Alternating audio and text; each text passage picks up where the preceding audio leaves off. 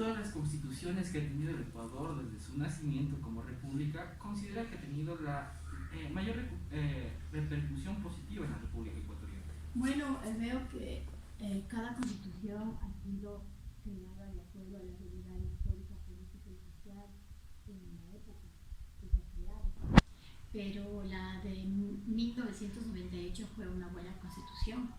Pero la última del 2008 creo que es la que hubo más participación de todos los sectores sociales y es la que está ahorita vigente, creo que es la mejor que hemos tenido.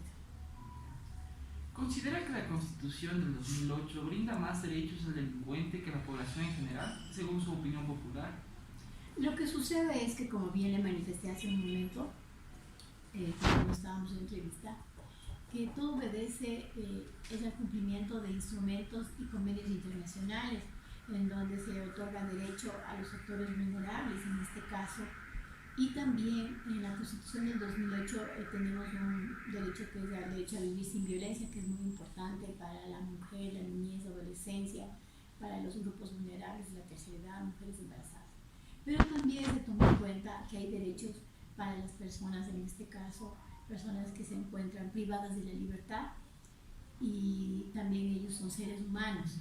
Lo que sucede es que a veces los medios de comunicación tergiversan y no respetan la administración de justicia. Usted sabe que, por ejemplo, la Constitución de los Estados Unidos, hasta el presidente de los Estados Unidos respeta un fallo o una sentencia de un juez, ¿sí? Para eso están las instancias de justicia, para que puedan acudir las partes en este caso. Pero aquí, lamentablemente, es el desconocimiento. Cualquier persona puede opinar, opinan mal en los medios de comunicación y eso es lamentable.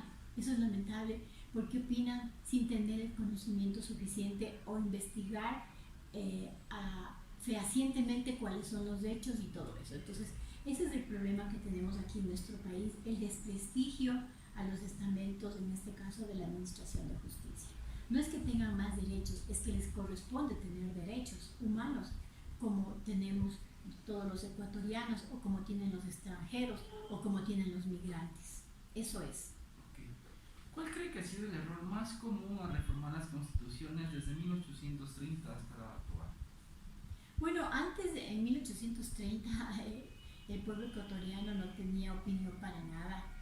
En esa época era solamente ciudadano el que tenía dinero, que tenía, digamos, un apellido hispano, y realmente por eso yo les dije hace un rato que la Constitución ha respondido a todo el desarrollo, a toda la dinámica histórica, social, política y económica del país, ¿sí? De los gobernantes, de quienes estaban en el poder como clase dominante en ese momento.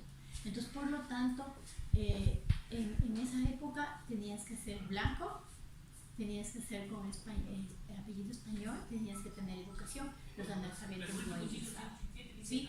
Entonces, por lo tanto, antes no se contaba con la participación de los grupos sociales, de las diferentes diversidades étnicas, ni tampoco se contaba con las diferentes organizaciones tanto de género. No existían esos términos. Entonces no se contaba con eso. Y todavía falta mucho que hacer, porque a pesar de que la Constitución del 2008 fue aprobada con ciertos criterios y propuestas de agendas políticas, propuestas por mujeres, niños, adolescentes y también de diferentes grupos diversos, ¿no? Como los GTB y otros grupos religiosos. Sin embargo, de ello, el momento de aplicar, el momento de respetar los derechos, falta mucho en nuestro país.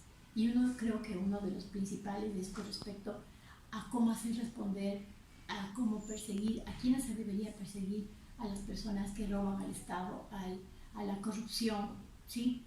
Hemos visto, y yo he conocido muy de cerca lo que es Singapur, y allá la persona claro, allá hay la pena de muerte, en nuestro país no hay la pena de muerte, pero allá está considerada la pena de muerte para aquellos que roban al Estado, y eso es verídico y real. Por eso es que en ese país el desarrollo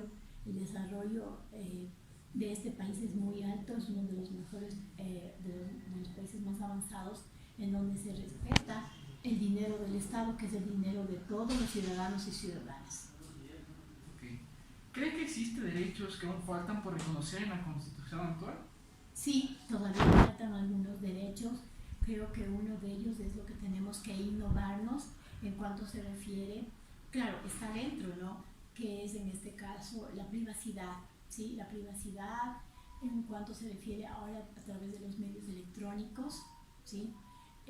Tenemos que también tratar sobre lo que es la inseminación artificial, sobre lo que está pasando en el mundo, ¿sí? Entonces tenemos que analizar bien y también esto, claro que nuestra constitución es muy innovadora, es la actual porque es una de las constituciones que consta sobre el derecho al agua, el derecho a la naturaleza, que es algo que hay que rescatar y es muy importante, porque no solamente se trata de que esté en la constitución escrito, sino que hay que aplicar, hay que hacerle que esa letra en la constitución pues sea viva, que sea digamos, concienciar en la ciudadanía, pero concienciar como una acción afirmativa, positiva para los grupos vulnerables.